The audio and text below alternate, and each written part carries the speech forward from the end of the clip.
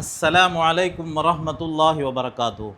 പ്രിയമുള്ളവരെ, നമ്മൾ നമ്മുടെ ക്ലാസ്സിൻ്റെ 24-ാമത്തെ അധ്യായത്തിലേക്ക് പ്രവേശിക്കുകയാണ്.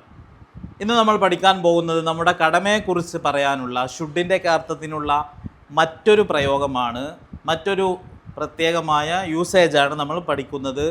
അത് ഹാവ് ടു ഉപയോഗിച്ചുകൊണ്ടുള്ള ഒരു പ്രയോഗമാണ്. നമ്മളത് ചെയ്യേണ്ടതുണ്ട്, നമ്മളവിടെ പങ്കെടുക്കേണ്ടതുണ്ട്, നമ്മൾ സമസ്തയുടെ സമ്മേളനത്തിൽ പങ്കെടുക്കേണ്ടതുണ്ട്, അത് നമ്മുടെ ഒരു ഡ്യൂട്ടിയാണ് എന്നുള്ള അർത്ഥത്തിൽ പറയുമ്പോൾ നമുക്ക് അതിനെ പ്രയോഗിക്കാൻ കഴിയുന്നതാണ്. അതിന് ചെയ്യേണ്ടത്, അതിൻ്റെ വാക്യഘടന എന്ന് പറയുന്നത് ഫസ്റ്റ് സബ്ജക്റ്റ് കൊടുക്കുക.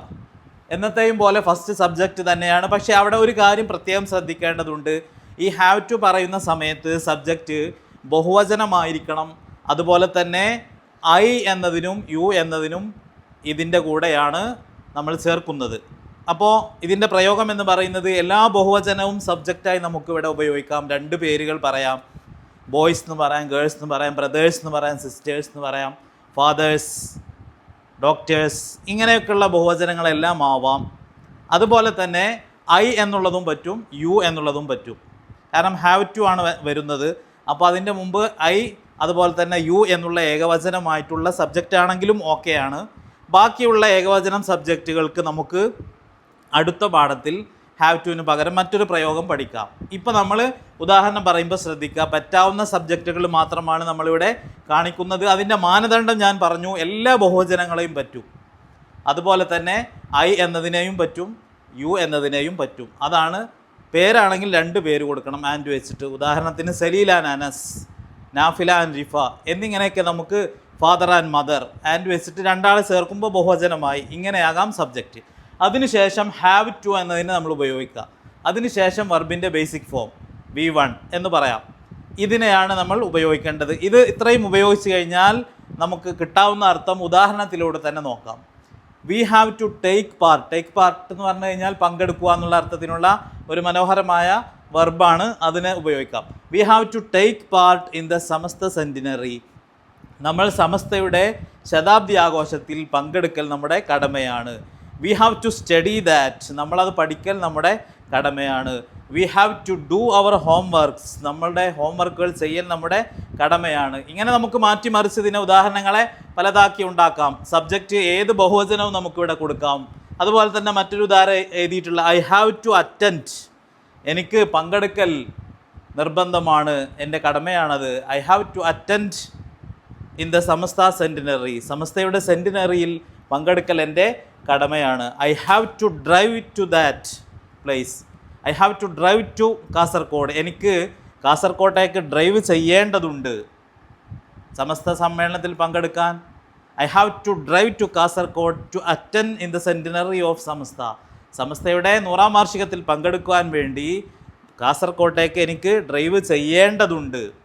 അപ്പോൾ ഐ ഹാവ് ടു ഡ്രൈവ്, എനിക്ക് ഡ്രൈവ് ചെയ്യേണ്ടതുണ്ട്. You have to drive, you have to obey this rule.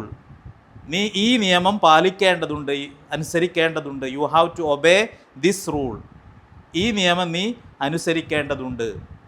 അപ്പോൾ I have to, you have to, we have to, they have to. അതുപോലെ തന്നെ മറ്റൊരു ഉദാഹരണം നമ്മൾ കൊടുത്തിട്ടുള്ളത് boys have to participate in Samastha conference. ആൺകുട്ടികൾ സമസ്തയുടെ സമ്മേളനത്തിൽ പങ്കെടുക്കേണ്ടതുണ്ട്. അതുപോലെ തന്നെ ഒരു ഉദാഹരണം എഴുതിയെന്ന് നമുക്ക് ഓരോ ആശയത്തെയും ഇതുപോലെ പ്രതിഫലിപ്പിക്കാൻ കഴിയും. ഫസ്റ്റ് ഒരു സബ്ജക്റ്റ് കൊടുക്കുക, അതവിടെ ബഹുവചനമായിരിക്കണം എന്നുള്ളത് ശ്രദ്ധിക്കുക. അല്ലെങ്കിൽ ഐ എന്നുള്ളതും പറ്റും, യു എന്നുള്ളതും പറ്റും. പിന്നീട് ഹാവ് ടു എന്നുള്ള മധ്യത്തിൽ കൊടുക്കുക. ദെൻ ഒരു verb, basic form of A verb കൊടുത്തു കഴിഞ്ഞാൽ നമ്മുടെ ഈ സെൻറ്റൻസ് പൂർത്തിയായി. പിന്നെ ആവശ്യാനുസരണം നമുക്ക് എക്സ്ട്രാ എന്ത് വേണമെങ്കിലും ചേർക്കുകയും ചെയ്യാം.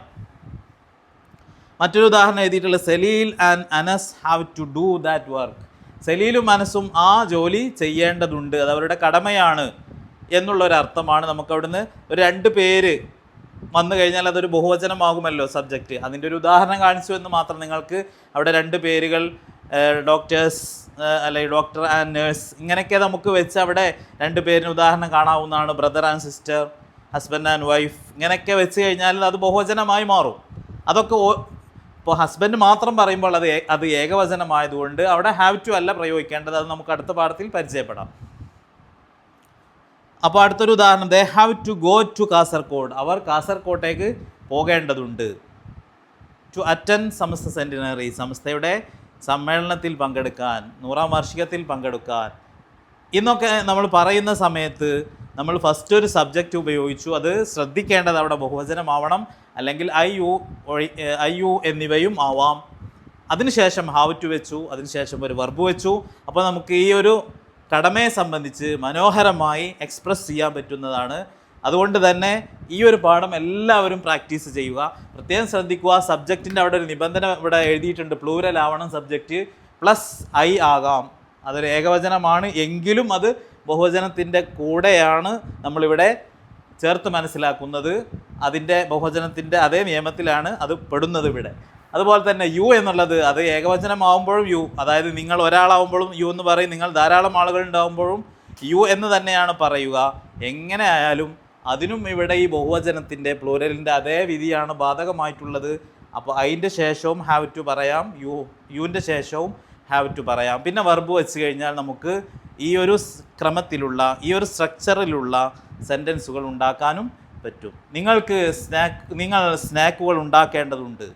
U have to make snacks, നിങ്ങൾ അവിടെ പോകേണ്ടതുണ്ട്. You have to go there, നമ്മൾ ഏതാനും ഉദാഹരണങ്ങൾ അവിടെ എഴുതിയിട്ടുണ്ട്. You have to obey this, നിങ്ങളിത് അനുസരിക്കേണ്ടതുണ്ട്. You have to obey traffic rule, നിങ്ങൾ ട്രാഫിക് റൂളുകൾ, നിയമങ്ങൾ അനുസരിക്കേണ്ടതുണ്ട്. ഒബേ എന്ന് പറഞ്ഞാൽ അനുസരിക്കുക എന്നുള്ളതാണ് ഈ വെർബിൻ്റെ അർത്ഥം. അതുപോലെ തന്നെ പാർട്ടിസിപ്പേറ്റ് എന്ന് പറഞ്ഞു കഴിഞ്ഞാൽ പങ്കെടുക്കുക എന്നുള്ളതാണ്. അതുപോലെ അറ്റൻഡ് എന്ന് പറഞ്ഞു കഴിഞ്ഞാൽ പങ്കെടുക്കുക, ഹാജരാവുക എന്നൊക്കെയാണ് അതിൻ്റെ അർത്ഥം. ഇത്രയും കാര്യങ്ങളാണ് ഇന്ന് നമ്മൾ എഴുതിയിട്ടുള്ളത്. ഇനി ഇത് നിങ്ങൾ വളരെയധികം പ്രാക്ടീസ് ചെയ്തുകൊണ്ട് ശീലമാക്കുകയും പഠിക്കുകയും ചെയ്യുക. അതോടുകൂടെ നമ്മൾ ഇന്നത്തെ ഈ ക്ലാസ് ഇവിടെ അവസാനിപ്പിക്കുകയാണ്. എല്ലാവരും നല്ലവണ്ണം പ്രാക്ടീസ് ചെയ്തുകൊണ്ട് ഏറ്റവും കൂടുതൽ ഫ്ലുവൻ്റ് ആവാൻ വേണ്ടി പരിശ്രമിക്കുക. പരിശ്രമിച്ചു കഴിഞ്ഞാൽ എന്തായാലും നിങ്ങൾ ഈ ഒരു ക്ലാസ് കഴിയുന്നതോടുകൂടെ ഇംഗ്ലീഷ് സംസാരിക്കാൻ തന്നെ ആവും. അതിനെന്താണ് വേണ്ടത് എന്ന് ചോദിച്ചാൽ പ്രാക്ടീസ് ചെയ്യുക. പ്രാക്ടീസിന് മാത്രമേ നമ്മളെ ഇംഗ്ലീഷിൽ ഫ്ലുവൻ്റ് ആക്കാൻ കഴിയൂ. അതുകൊണ്ട് എല്ലാവരും അത് പ്രത്യേകം ശ്രദ്ധിക്കുക. നിങ്ങൾ പ്രാക്ടീസ് ചെയ്യുക, വിജയത്തിലെത്തുക.